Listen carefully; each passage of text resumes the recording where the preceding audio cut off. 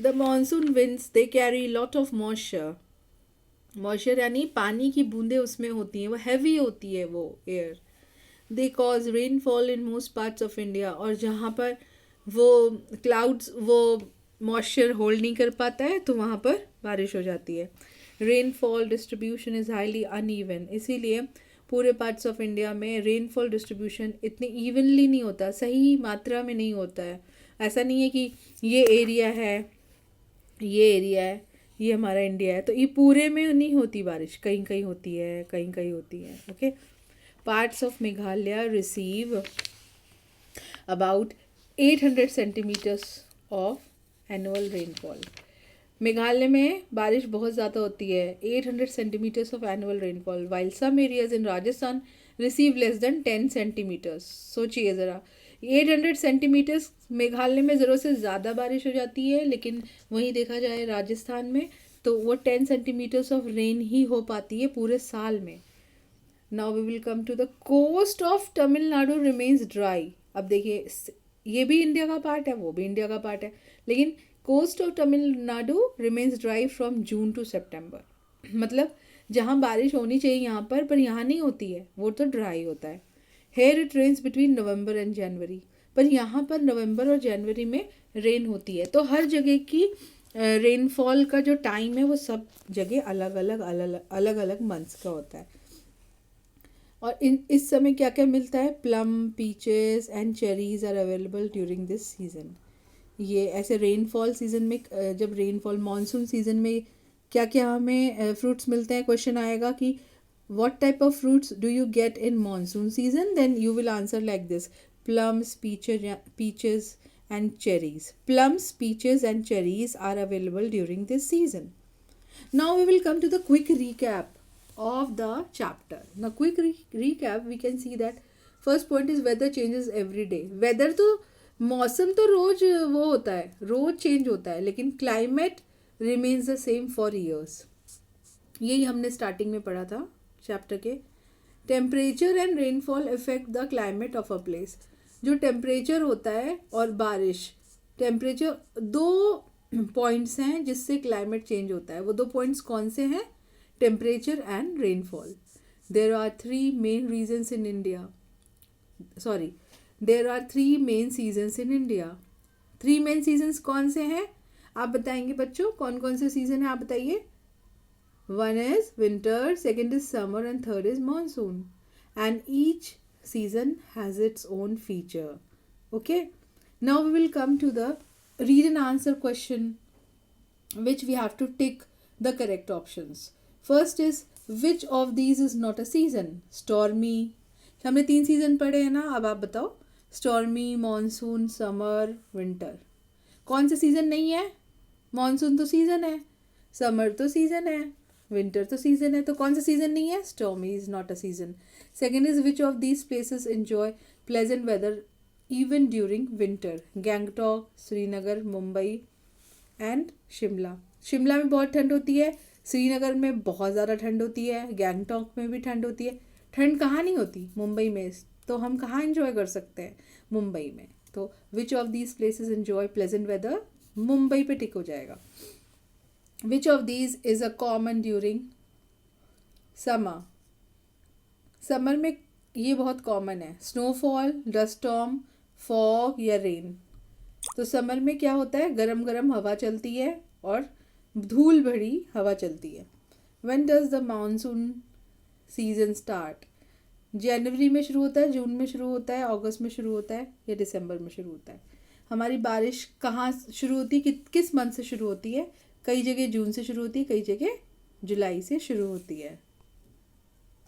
Fifth point है, विच of these states remains dry even during the monsoon? ऐसे कौन से स्टेट्स हैं जो बिल्कुल सूखे रहते हैं मानसून के समय जब बारिश पड़ती है? केरला है option, Meghalaya, Karnataka, Tamil Nadu.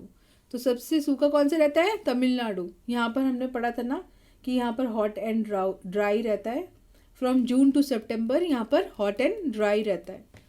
Fill in the blanks पे आएंगे. Rainfall and dash effect the climate of place. Rainfall and temperature effect the climate of place. ये दो ही फीचर्स हैं जो क्लाइमेट को चेंज कर सकते हैं, वो क्या है? Rainfall and temperature. सेकेंड है the winter last from mid November and February.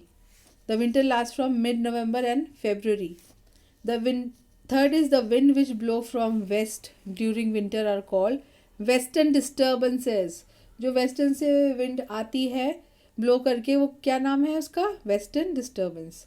The fourth is the dash remain cold even during summer. The dash remain cold even during summer is coastal areas. The northern mountains remains cold even during the summer. तो हम यहाँ लिख देंगे northern mountains.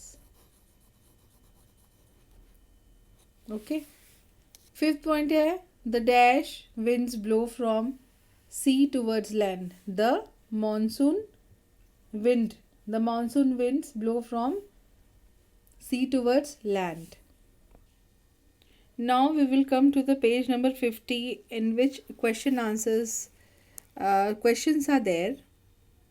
Here we will come at number C where we have to answer the questions. The first question is, what is the difference between weather and climate? Children, do you know the meaning of weather and climate? Can you differentiate between both of them? Yes, we can, because we have already studied it. So weather and climate. Weather is the day-to-day conditions of air at particular place. And what is climate? Second paragraph में आप इसको underline कर सकते हैं. The climate of a place is the pattern of weather conditions over a very long period of time.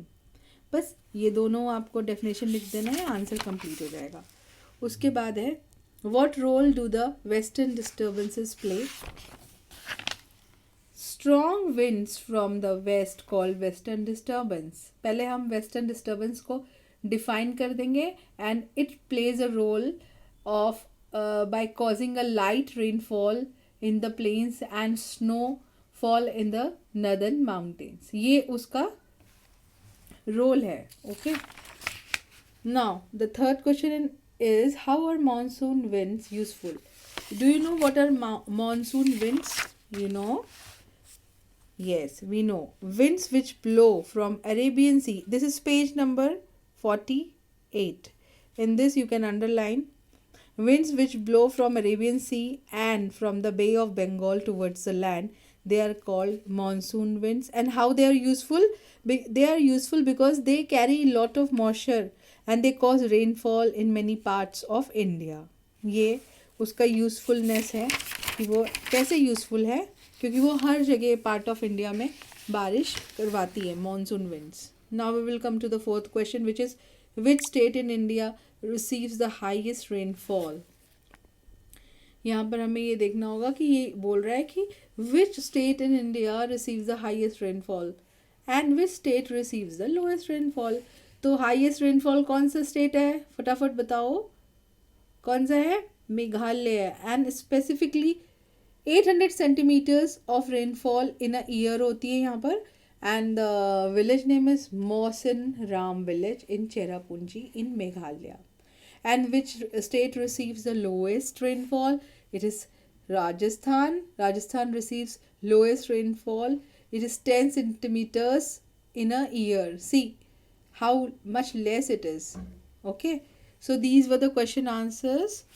I think you have understood the lesson, and if you have any queries and if you want me to explain more, you can ask your queries in the comment box. I will answer you. Now we will go to the next chapter in my next video. Till then, you take care of yourself. Have a good day. Bye.